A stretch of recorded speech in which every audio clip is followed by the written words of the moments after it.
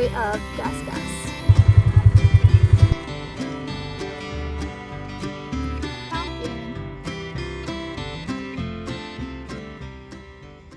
Hey y'all, I'm Amy.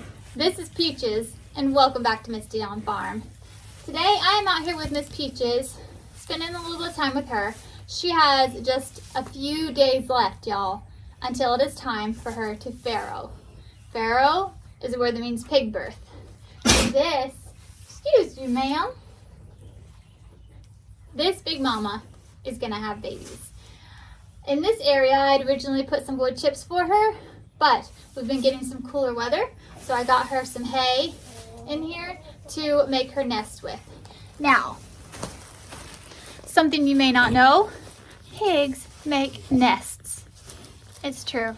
A pregnant mama will make a nest in preparation of having babies. Yes, you will. Let's see if we can lower you down a little here.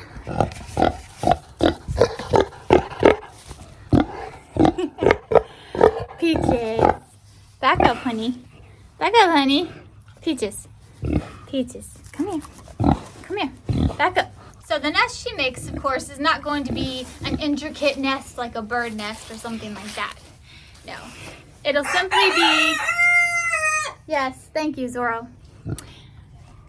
It will simply be an area where she's pushed to the side some of the wood chips and the hay that she's got all mounded up and ready for having babies. I don't always give my pigs hay for farrowing. It depends on the temperature outside. If the weather is going to be cool, then hay is ideal.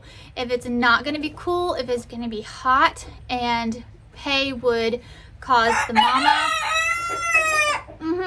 mama to overheat, and it would be just too much for the babies and everything, then I do sand and wood chips.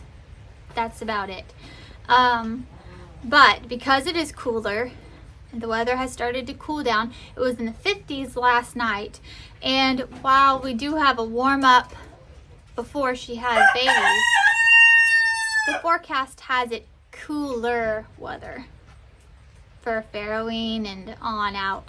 I don't think we're going to hit the 90s again in Florida until next year.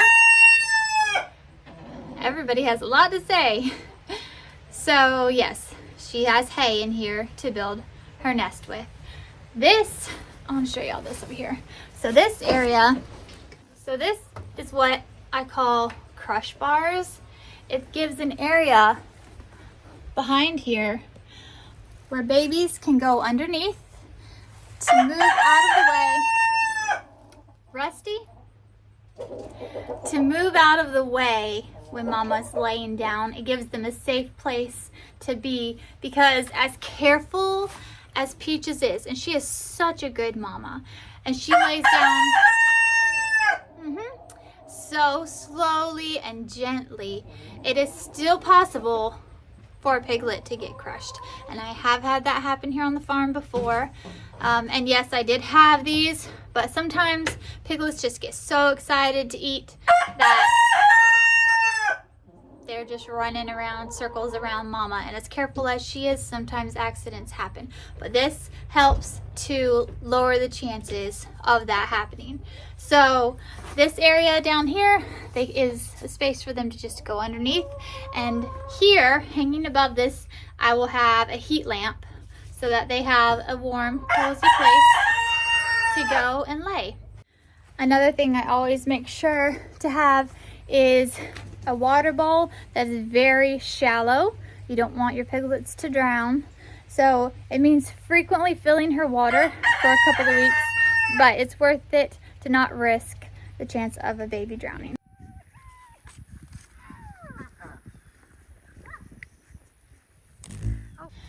Y'all, I'm gonna see if I can get her to lay down while I'm out here and see if I can't catch on camera the baby's moving around in her belly. It's very obvious. Yes. Sometimes they're not kicking around that much, and sometimes they are having a wild time in there. I got up to refill her water As soon as I left, she laid down right here. I came back and I bent down and turned this on and off she went. Peaches, come lay down so that people can see your belly move. Come here. Peaches. Peaches. Peaches. While we're out here chatting about Peaches, I'm going to tell you a little bit about what it's like when she gives birth. So, in the past, she has been, it's made her very, like, affectionate. Like, when she's the first couple of days and then going into labor, she gets, well, she's already a loving pig, but she, like, wants to be right next to you, and then she'll make her nest, and she likes it when I'm with her. And she's let the kids be there. Like, she doesn't care if the kids are there or not. It doesn't upset her at all. It doesn't stress her out. She's just she does better with people than without people. So I've always been with her. I've never not been with her when she's had babies. I don't know how it would go if I wasn't there. So I keep trying to get her in it, but then she keeps walking away. When she's in labor and having babies, she lays there. She doesn't get back up and down. Now, I'm saying that she may be different this time around.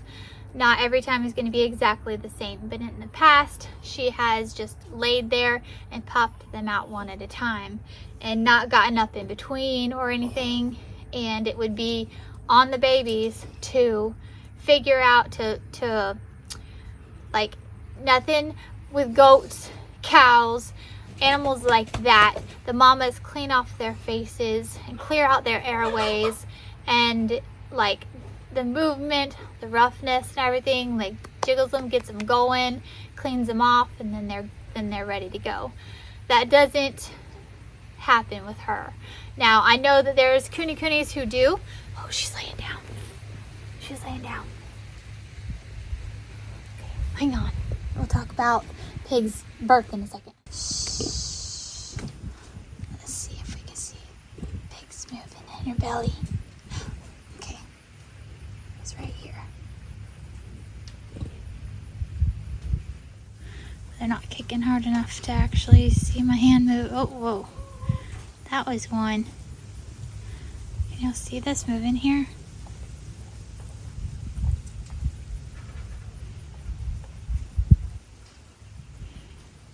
Woo! They're not going to be moving around too much right now. So they're tired. So they're sleeping. And we're up again.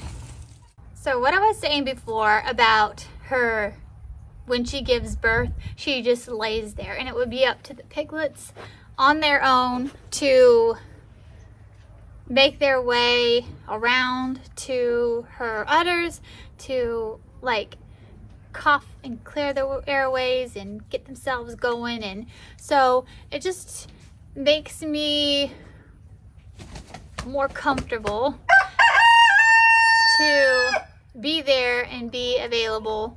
And so what I do is I get several t-shirts and I use those.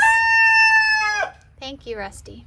Again, I use those for clearing off the nose and the mouth, because when she starts in labor, she doesn't move. So under her back end, I'll put a rag or an old t-shirt or something so that they're born onto a clean surface. And then I get them and I clean them all off really good and make sure they're breathing. I'll see if it's a male or a female, and then I'll stick it onto her udder, and then we go again. Yeah, I'm talking about you. Do you have anything you want to say? You got something to talk about? Nothing? He's as sweet as can be. He's so sweet. Yes. When I'm out here, he's usually my little shadow. Yes, you are. What do you think? What do you think, baby? There's another one. Hi, baby. Hi. What do you think?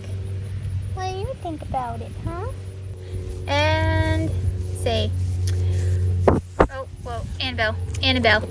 No, Annabelle. No, Annabelle. Don't need it. Don't need it. Oh my goodness. This is my little gazelle. This is my little gazelle. Yes, my little Annabelle, the gazelle.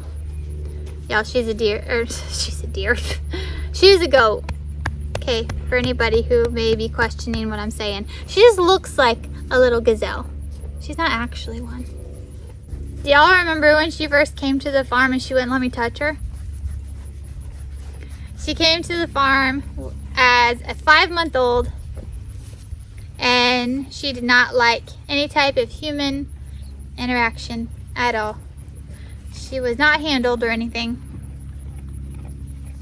Now she's precious.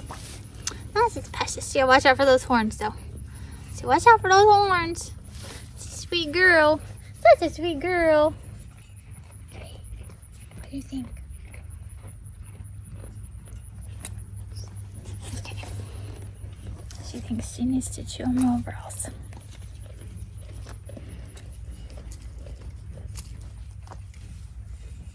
Chew on the flap. Say yeah. This is what I do. Got chew on everything.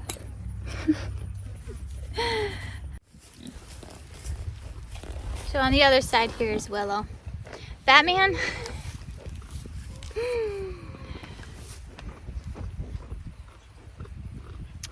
Yes. He is not camera shy at all. He likes to be front and center all the time. Say yes. Front and center all the time. He says, look at me. I'm handsome. You see his face? It's a yes. Yes. Okay. We were going to talk about Willow for just a second, if you don't mind. Okay, can you back up for just a second? Batman, go here. Look. Hey, Willow. Excuse me. We've talked about this. Okay, see, now I stopped it and I moved him. And now here we are again. Batman, come here just a second. We're gonna talk about Willow for 1 minute. We're gonna talk about Willow for just a minute and then we'll get back to you. Okay, 1 minute. All right, Willow. Willow, come here, talk to me. Come here, Willow.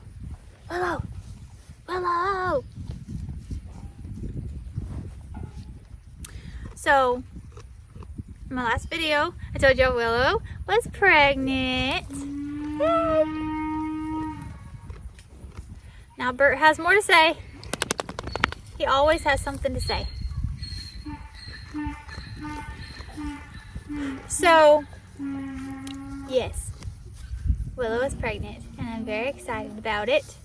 And in the last video I realized I didn't tell y'all when she was due. I just told you, yeah, she's pregnant. So, she is due January 21st. Now, goats can go like 7 to 10 days early or late in there somewhere. They're not like pigs. They're more like cows in that aspect. Pigs typically will go generally a pig's gestation period 3 months, 3 weeks, and 3 days. Now for coonies, it's 3 months, 3 weeks, and 5 days. And Peaches has always been, sometimes, occasionally, you'll have a mama go a day early or a day late, but generally it's within a few days right there.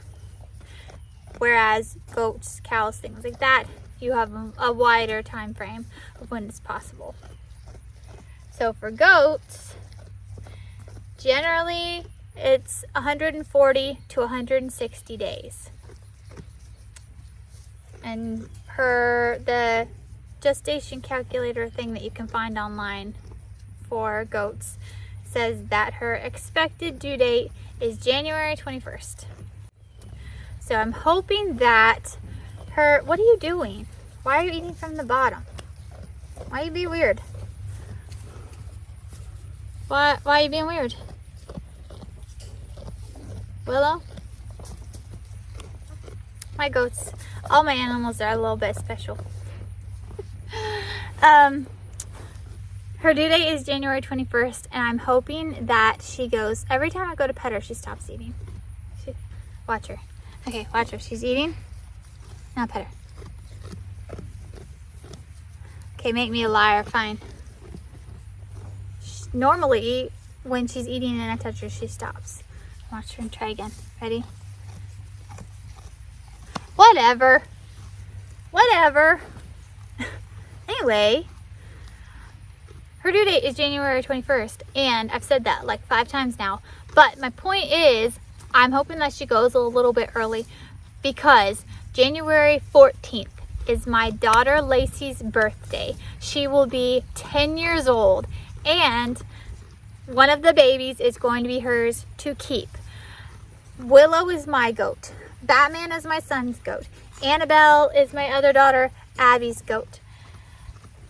Oreo is my goat, but like Lacey doesn't want a nasty buck that she's not gonna be able to love on forever. She wants a loving goat that she can, pet and lead around and play with and stuff. So she didn't want a buck. So that's understandable. And so I told her that one of Willow's babies will be hers because she doesn't have her own goat yet. So we are hoping for a girl, of course. If it's a boy, we'd weather him and he'd just be her pet.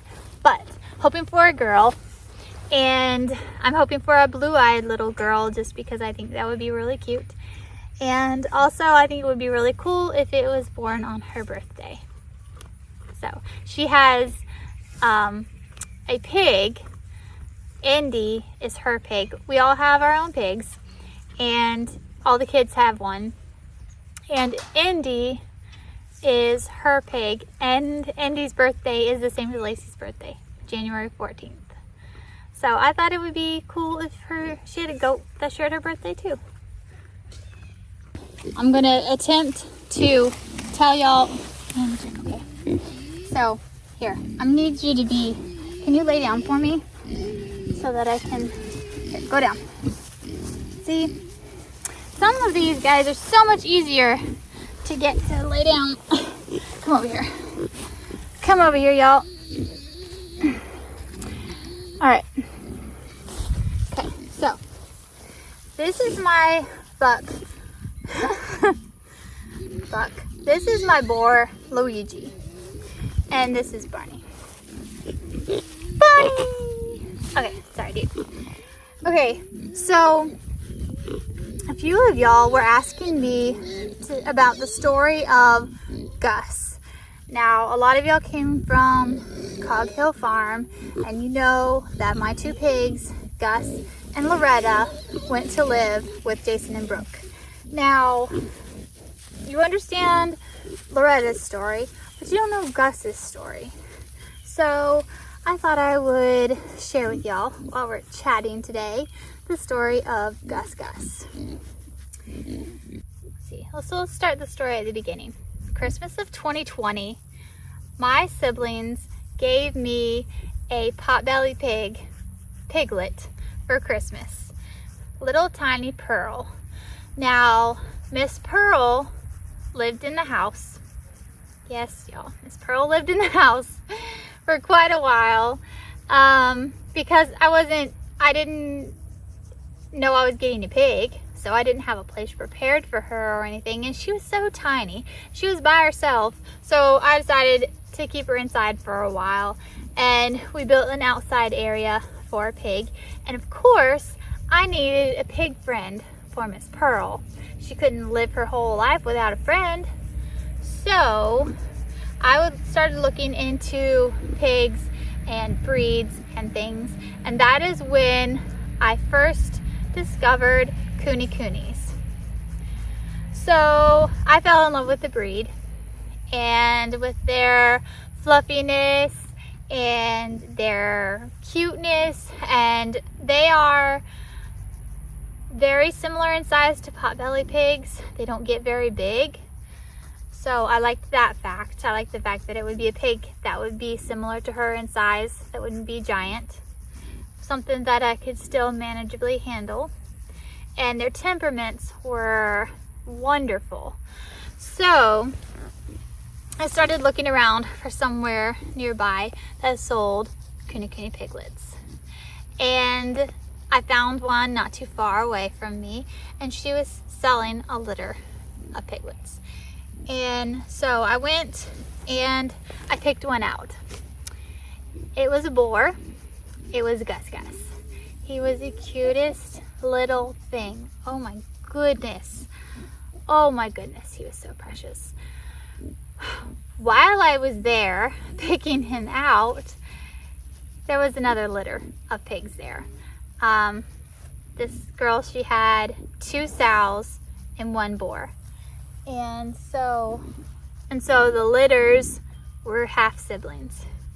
And I decided that I wanted to get another sow. I was not going to breed Pearl because she was a potbelly pig, and that's not a pig that you want to raise that breed to put in the freezer or anything like that.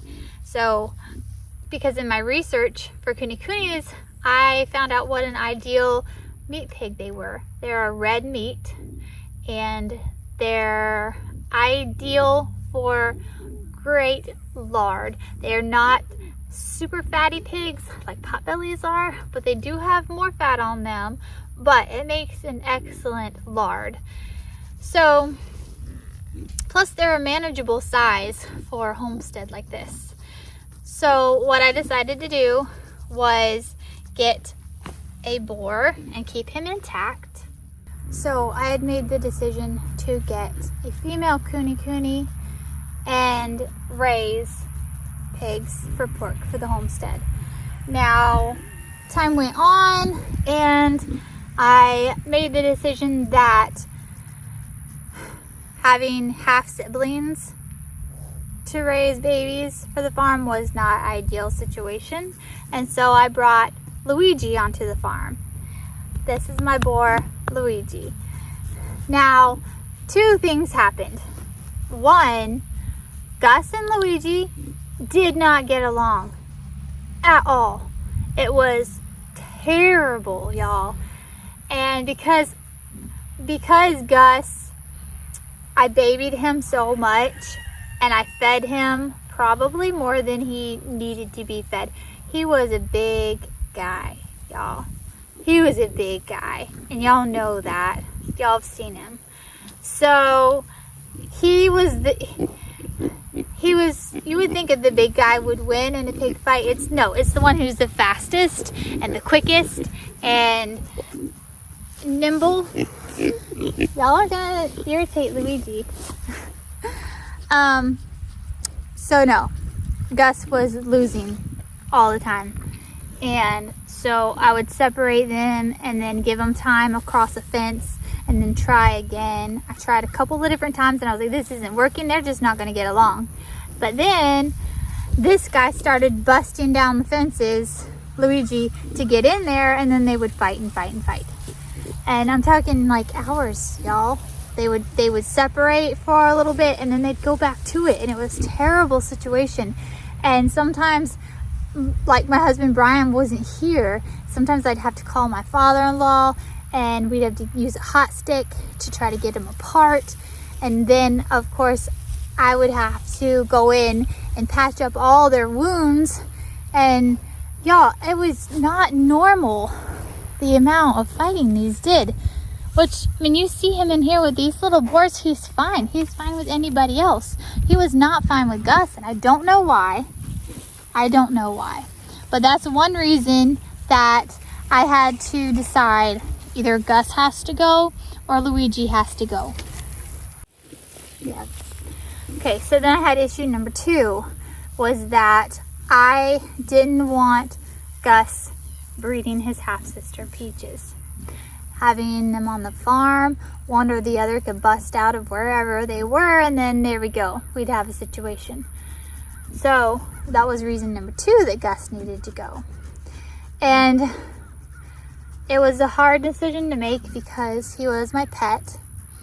And I have to be, when you're on a homestead, you have to do what's practical a lot of the times.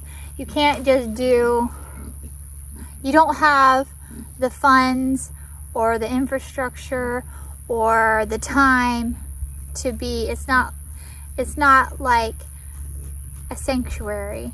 You know, it's not where you're getting donations to take care of these animals and they're just existing. This is a homestead. This is where the animals here have to serve a purpose.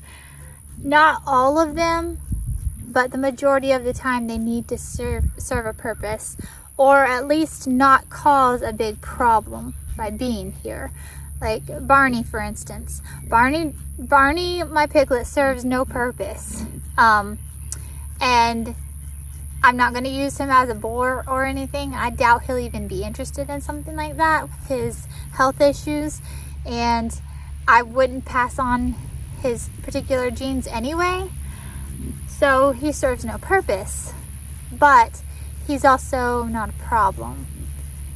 Theodore, on the other hand, y'all, I'm saying it like that because they got out again. Oh my word. I gotta figure out Theodore's future and how we're gonna deal with that and what we're gonna do there. But this is a story about Gus Gus. So I was torn about what to do with Gus. I had tried to sell him as a breeder for meat pigs, but no one was interested in a full-size boar, unregistered. At least no one around here was. So I was like, well, I'm not sure what I'm going to do because keeping him here could be a risk. So I was just continuing to try to find him a good home where he could be a daddy for pork babies. That was what the purpose was going to be. Or as a pet. He was intact, but he was so sweet, like a teddy bear. And so he could be a pet, a huge pet, but a pet. And he didn't try to get out, test fences. He wasn't a screamer. He was calm. So I knew that I could find him a home as one or the other. And so I was continuing to try, while at the same time I had gotten Loretta and went through that whole deal with her. And when we discovered that Loretta was pregnant by sonogram, not long after she came to the farm, I decided to let her be with Gus because Gus was all alone and Loretta really wasn't getting along with my other girls. And she was always at the fence line with Gus. So I put them together and it was like they fell in love immediately. Or they already were in love, I guess, from across the fence. And they were finally together and they were both so happy. I was like, that's weird. It was kind of weird, y'all. For a pig to just pick another pig like that, and that's just who they wanted to be with. So after Loretta had her babies, she of course couldn't go back in there with Gus because Gus wasn't fixed yet. And so I was trying to figure out what I was going to do because Gus was alone again and I couldn't keep Loretta here because I couldn't risk her getting bred again because it was a horrible whole experience for her and me, and it was just bad all the way around. So I was trying to figure out fly, what I was gonna do about that.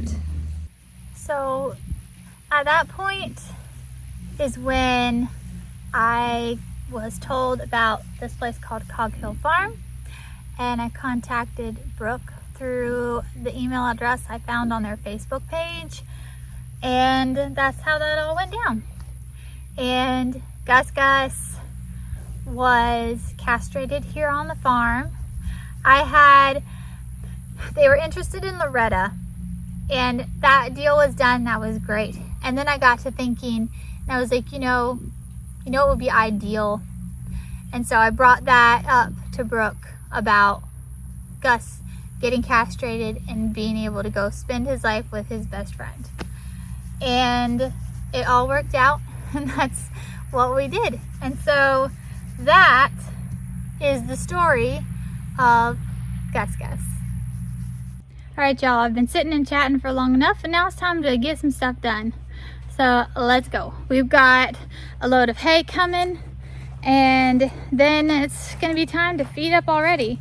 So let's go do some stuffs.